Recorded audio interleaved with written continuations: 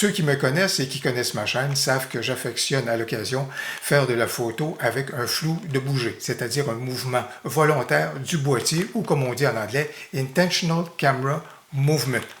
Alors hier, j'avais le goût d'aller faire du flou de bouger à Montréal, mais la journée était splendide, radieuse, ensoleillée, vraiment une température tout à fait inespérée pour ce temps-ci de l'année.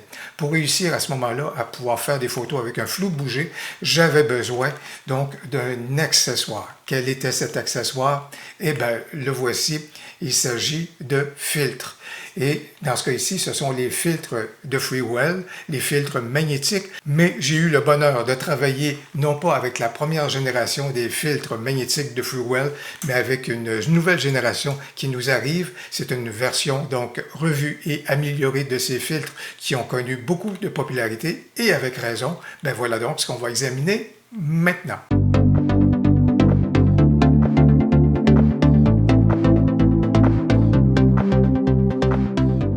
Bonjour, mon nom est Louis Lavoie, je suis l'auteur du blog et de la chaîne fairedelabelephoto.com. C'est une chaîne qui s'applique à partager avec vous des trucs, des conseils, des astuces, de même que des découvertes afin que vous puissiez progresser dans le domaine de la photo.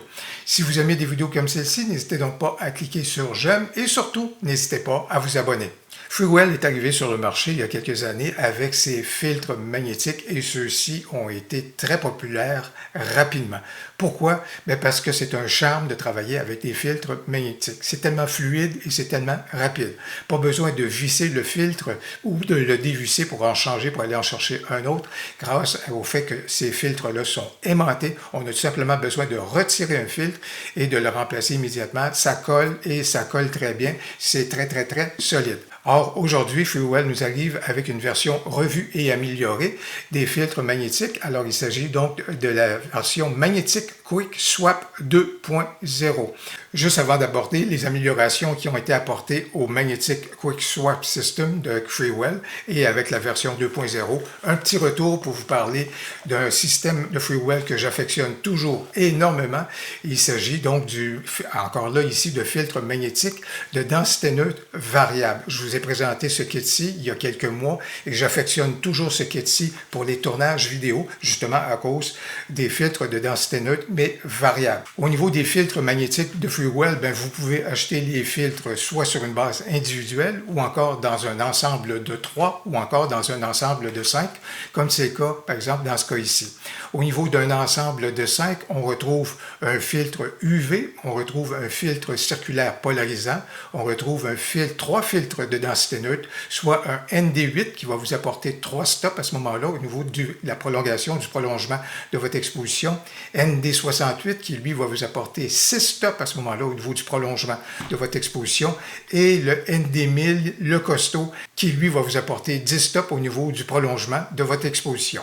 Si vous vous tournez vers un ensemble de 3, ben à ce moment-là, les 3 filtres qui sont compris dans l'ensemble, c'est un filtre UV, c'est un filtre circulaire polarisant et c'est le filtre de densité neutre ND1000 qui vous apporte à ce moment-là 10 stops au niveau du prolongement de votre exposition. Bien entendu, les filtres viennent avec des diamètres qui sont déterminés, c'est-à-dire 82 mm, 77, 72 ou encore 67 mm.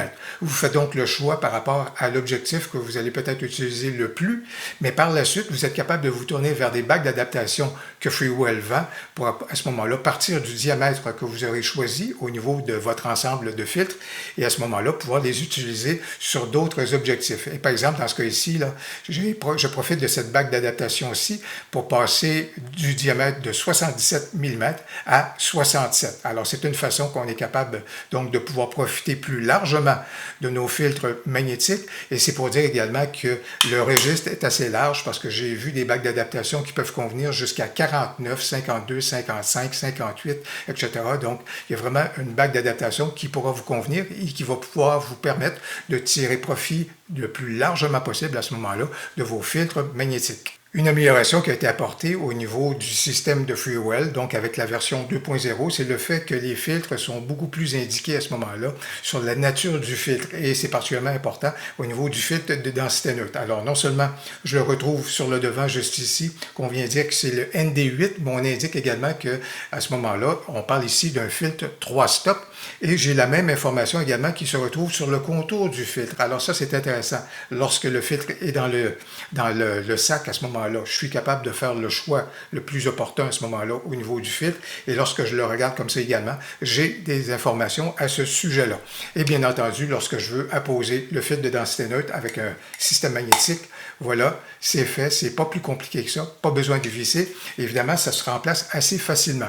Et ce qui est intéressant également, on est capable de jumeler des filtres à ce moment-là, selon l'effet qu'on veut bien obtenir. Et c'était le cas, par exemple, hier, une journée très ensoleillée. J'ai ici un filtre polarisant circulaire. À ce moment-là, j'ai juste besoin de venir apposer mon filtre circulaire sur mon filtre de densité neutre. Et les deux sont donc jumelés. Alors voilà donc une façon intéressante. Et encore une fois, tous les gens qui expérimentent le système font cela ici pour voir si les filtres vont tomber parce qu'ils sont aimantés. Vraiment aucun souci, vous sentez très bien que ça tient de façon très solide.